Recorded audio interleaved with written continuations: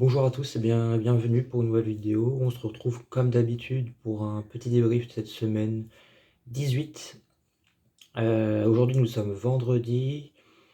Alors on a eu quoi? Lundi après-midi, j'ai commencé par le TD de représentation, enfin le TD d'algèbre, représentation linéaire des groupes finis. Alors, en termes de... Ah bah non, mais c'était le premier TD. C'était le premier TD et on n'a pas fait grand chose durant cette séance-là.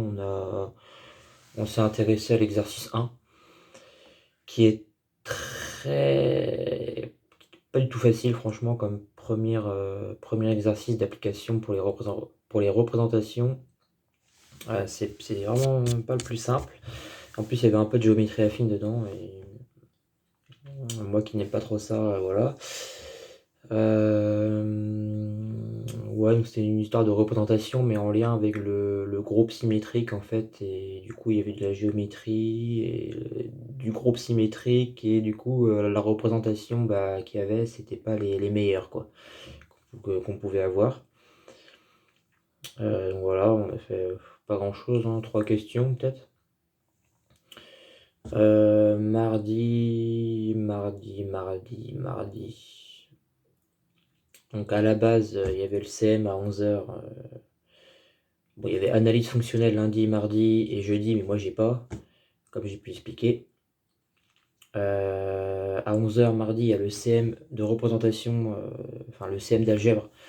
Mais comme je l'avais dit, je n'irai pas parce que il va me servir à rien, parce que moi je me contente du poly.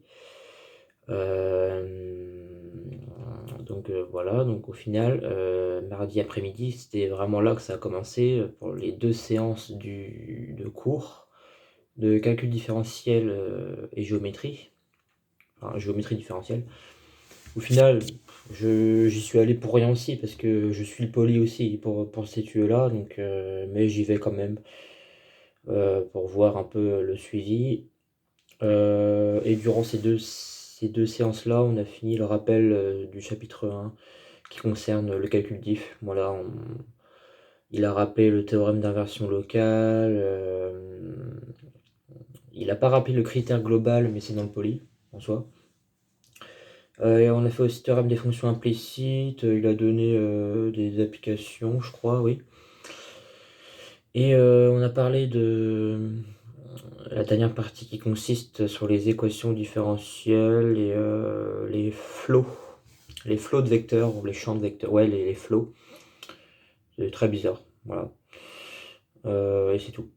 On a clôturé le chapitre 1 sur ça, et mardi prochain, on va commencer le chapitre 2, où là, ça va commencer du lourd, sur les sous-variétés.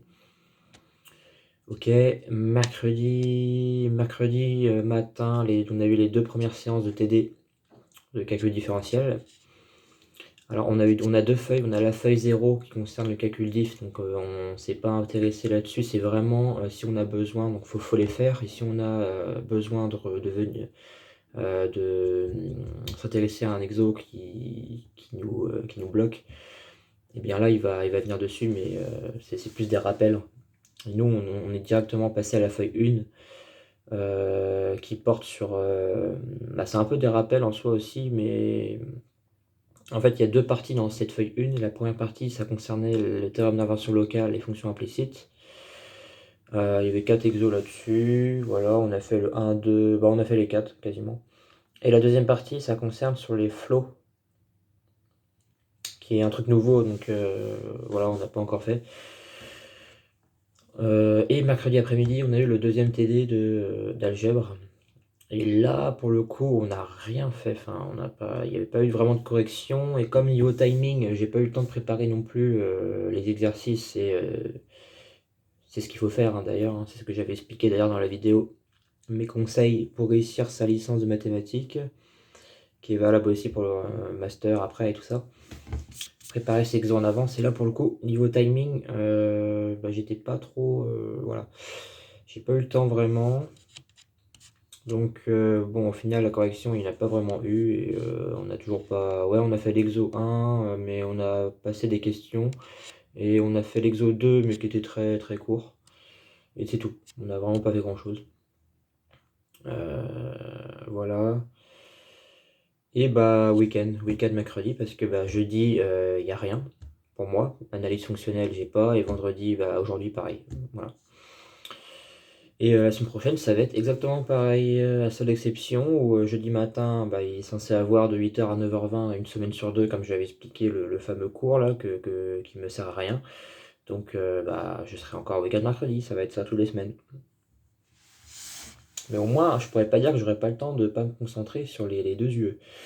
Et qu'est-ce que j'ai fait du coup à la place, donc comme j'avais rien jeudi et vendredi cette semaine, qu'est-ce que j'ai fait? J'ai lu mon cours de L3 sur le calcul différentiel parce qu'il est plus. Parce que dans le poly que j'ai là cette année, c'est plus des rappels, donc c'est un peu dit rapidement. Alors que dans le cours de L3 que j'avais, c'était très clair, enfin c'était très détaillé. Donc j'ai relu ce cours-là, il y avait beaucoup de choses, hein,